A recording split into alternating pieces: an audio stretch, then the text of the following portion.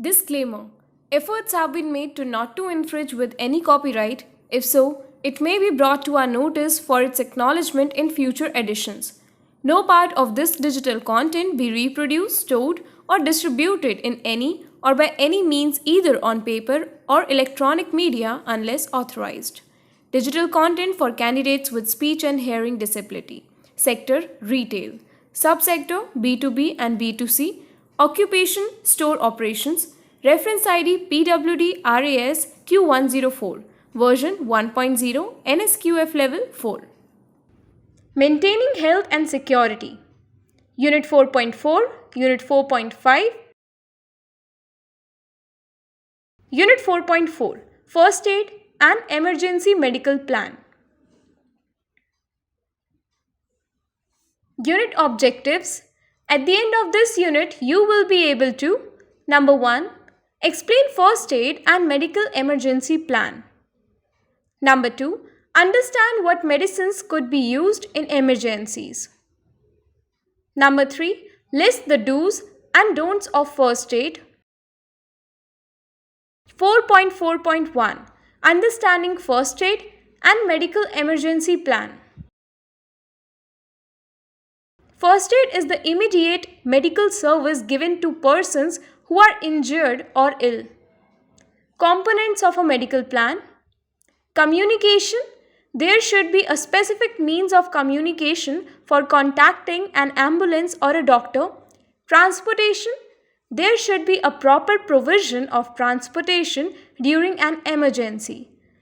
Qualified first aider.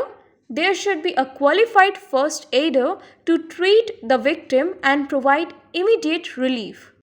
4.4.2. Knowledge of emergency medicines. Every retail store must train its employees with the basic knowledge of emergency medicines that can be used as primary medical service if a doctor or hospital is not available nearby. Knowledge of emergency medicines. Let us discuss the groups of medicines that can be given in case of an emergency. Basic groups of medicines. Painkiller. Group of drugs used to get immediate relief from pain.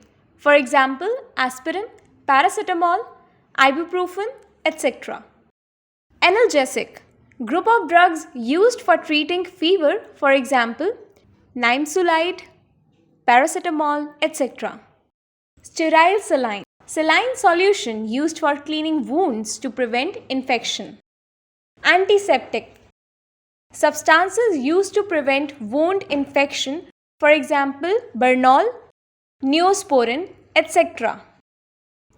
4.4.3 Knowledge of providing first aid. While providing first aid to an employee at workplace, certain do's and don'ts must be strictly followed to avoid unusual circumstances. The do's that must be followed while providing first aid for a physical injury are: Steps to provide first aid. Assure the victim of immediate help. Use direct pressure to stop bleeding. Keep an eye on victim's condition. Raise the victim's head if bleeding is in the upper body. Raise the victim's feet if bleeding is in lower body. Wash burns and wounds with sterile wipes. The don'ts that must be followed while providing first aid are: different actions to be avoided while providing first aid to a person. Do not move the victim if it is not required. Do not apply a tourniquet. Do not set the fractures if any, that is, keep victim still. Do not use any burn ointment unless told by a physician or qualified first aider. Do not clean the wound with a cloth. 4.4.4 How to provide first aid to a victim. Every employee in a retail store must be aware of how to provide basic first aid treatment to a customer in case of any emergency. Precautions while providing first aid. Check the surroundings, call for help, care for the person, determine responsiveness. 4.4.5 Calling doctor or ambulance. When a medical emergency occurs in a retail store, the first thing is to provide first aid to the victim. In the meantime, the employee should call a doctor or an ambulance or take the victim to a hospital. Calling doctor or ambulance. Calling an ambulance. Analyze the victim's condition carefully. Ask the operator for an ambulance. Provide the operator with your address. Stay calm and follow the suggestion given by the operator.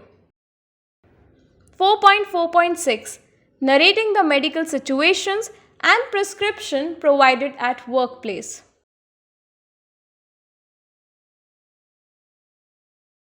All employers must train their staff members to handle any emergency situations. When an emergency occurs, employees must know how to call an ambulance and narrate the operator. Narrating an emergency situations. Now we'll discuss about following emergency and evacuation plan. Unit 4.5 Following emergency and evacuation plan. Unit objectives.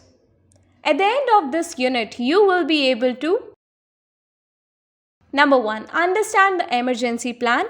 Number 2. Identify various symbols used in an evacuation plan. Number 3. Describe how to do emergency exit. Number 4. Conduct self-analysis in critical situations.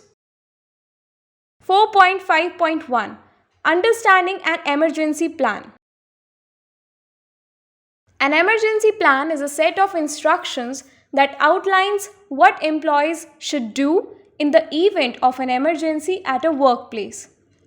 On the other hand, the evacuation plan provides a set of procedures to be used by the occupants of a building in an emergency.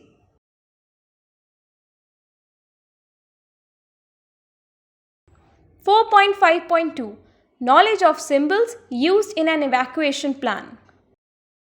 Knowing the meaning of symbols used in evacuation plans helps during an emergency situation. The following are the symbols used in an evacuation plan. Knowledge of symbols used in an evacuation plan. An emergency plan must contain the following. Number 1. The way of reporting in case of fire and other emergencies. Number 2. A well-defined policy and procedure related to evacuation. Number 3. A process defining the emergency escapes and routes to be followed. This may include workplace maps, floor plans, and safe areas. Number 4. List of concerned persons, names, titles, departments, and telephone numbers. Number 5. Performance measures for employees who are in charge of performing or shutting down life-threatening operations. Number 6. Well-defined duties for the workers who are related to rescue and medical assistance process. 4.5.3 Knowledge of emergency exit. An emergency exit is a special exit which is a part of a building. It facilitates faster evacuation in the event of an emergency such as fire. Emergency exit. 4.5.4 Self-analysis in critical situations. Sometimes there could be an increased risk to our personal safety and security. In such situation, we naturally tend to panic, which can lead us to take wrong decisions. Self-analysis in critical situations. Staying calm in such situations is vital for taking a correct decision. For instance, During the event of a fire, finding the emergency exit with the help of symbols requires a lot of patience. Fire evacuation plan. 4.5.5 Helping others in evacuating. In an emergency, we have a general tendency to panic. In such a scenario, cooperation and participation of every employee is essential. Helping others during an emergency. You can help elderly people during evacuation or guide them to the emergency exits. You can also help people who get injured while escaping during an emergency. If you are aware of the evacuation plan, you can lead people to a safer place and save valuable lives. Thank you.